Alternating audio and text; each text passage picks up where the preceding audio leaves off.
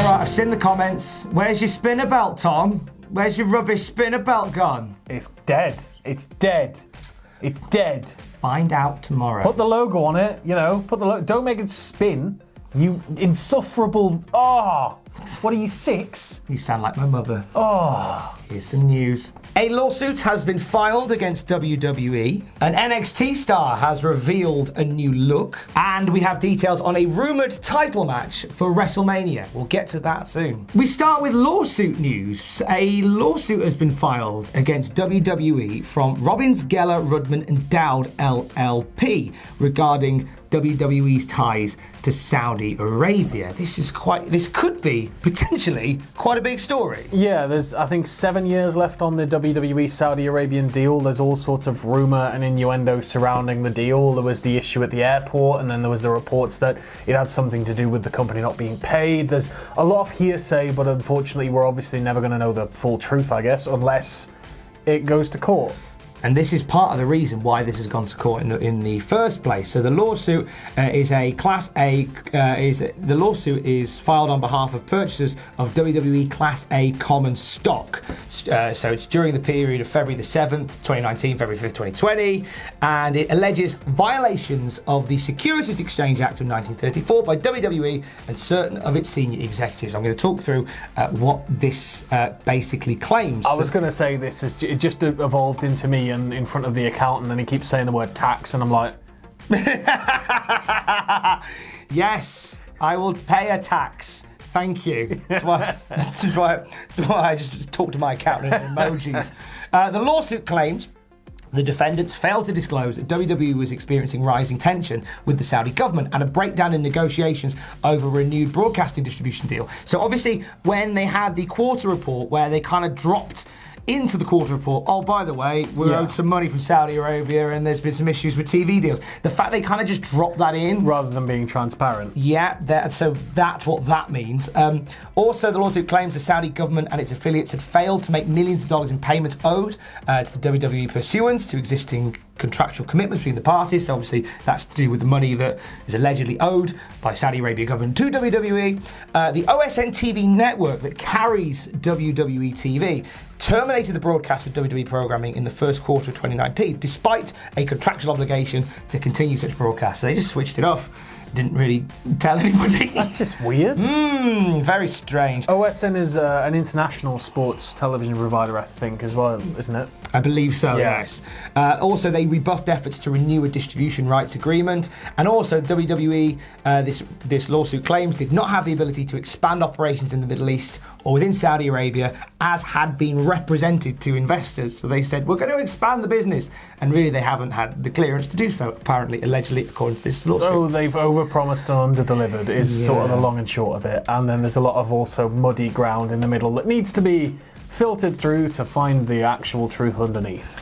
Is the Saudi Arabia contract worth all the hassle? That's what I find myself wondering, Zach. I mean, if this costs half a show to sort out legally, then I'd imagine it'll be well worth it for them. But it just seems to be one headache after the other. Now with a legal case against them, this is a bit... I mean, the thing is, like, they could bring a legal case. It may be baseless. I don't know. Like, Again, we're not going to know unless this progresses to court. There's like an actual ground for this. Obviously, there's a ground for it. Otherwise, it couldn't have been filed. But to what level, like, people have actually been misled or deceived, or that's for, you know, a judge and a jury to decide. And we won't know the truth until that point. But it's quite scary. Yeah, this could be a story that becomes a bigger deal than we think. It's a very controversial, like, international deal. They're talking about stock. There was the huge issue recently with prices plummeting. Like, it just sounds scary. We'll keep an eye on this one. Let's talk about some wrestling instead. Let's lighten the mood a little bit. By the way, we're on different time zones this morning. Yes. If you missed the first video, Sam's been up since Wednesday. Yes. And I've been up for 20 minutes. So hence why beer, hence why coffee. New look for an NXT lad. Yes. Like this. Yeah, he's put his muscles away. Has big old Matty R. It is behind you right now. Yeah, there he is. He's cosplaying as Peter Dunne. Just no beard. So this is on the NXT Live tour circuit. Matt Riddle rocked up over the weekend dressed as Pete Dunne. Yeah. This could be a new look because I like how they kind of started Pete Dunne and Matt Riddle as a makeshift tag team. They were the odd couple. Can the tag team get along? We'll find out. They did because they won the trophy. The prestigious trophy, not the one in Saudi Arabia. But they now, apparently now they're going to dress the same. Whether or not this is like a one-off or just a pop and some bants on a live show, I kind of hope it's not. I like the idea of them dressing similarly. Make them dress the same, and then out of nowhere, in about 6 months after they've been a tag team that everybody loves and they've had all these great moments and the funny entrances and all of this stuff, just have Matt Riddle knee him in the face. Just have Pete Dunne's walls finally come down and he goes to hug him and Riddle just batters him. Because we haven't seen heel Riddle yet. No. And just beat up Pete Dunne. Go on. I saw a perfect description for you. I believe it was on Twitter. And based on pictures and basically anytime we do news, somebody described you as chaotic evil. And I think that's really accurate. I just like to see things just go mental. No, but like, who do you think? Because everybody's expecting Pete Dunne to be the one that eventually stabs Riddle in the back. Yeah. Have it the other way around. It's a good little twist, actually. And heel Riddle, I think, would be great. Hiddle, if you will. Hiddle. Hiddle. That awkward moment when it comes crashing down and it hurts inside, something that Hulk Hogan is very, very aware of. But right now, Hulk Hogan is neither crashing down or hurting inside. He's actually potentially in the best shape of his adult life. Well, if that's true, why wasn't he there on SmackDown for the NWO segment? Jesus! Oh, he was too busy pumping iron, brother. To stick like a Hulk Hogan there. Here's the picture. Here's Hulk Hogan on his Twitter saying, I'm weighing in at 275. He's nearly a cruiserweight. From Venice Beach. Last time I weighed 275, I was in the ninth. He's 70 pounds. Nearly a cruiserweight. Hey, just cut a leg off, he'd be fine. That's like, what, 6 stone? 6 stone? You could drop that, go for a big run and a big poo. Last time I was 275, I was in the 9th grade. I don't remember this big back brother, Hollywood HH for life. I think he just got tired as he was sweating there. It's a difficult, weird conversation and situation around Hogan, as it should be, given the circumstances of things that happened. But why is he getting back into shape? This is worrying me. Why? Somebody's getting an axe bomber, not a leg drop, because his hips are broken. But his entire, his unless he's had all this crazy surgery to augment it all with steel, his back is made of dreams. It is. It's I don't know. He is very keen to have one more match. We've talked about this on the news previously, where Hulk Hogan has said he hates the fact that his last in-ring action was for TNA. Shouldn't have gone to TNA. To which TNA said, thanks, mate. Yeah, he shouldn't have gone. He absolutely shouldn't have gone. I was watching some old stuff from TNA over the weekend. They killed them quick enough. Yeah, well, I don't know which was left in worse shape, Hogan's back or TNA. Hogan's back has got a mortal scrawled across it now, across his shoulders, doesn't he? Jeebies. Yeah. You're not a fan of the idea of Hulk Hogan having one more match.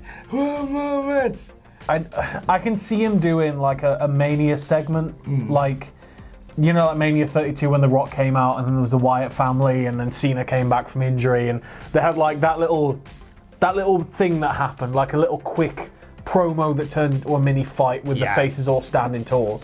But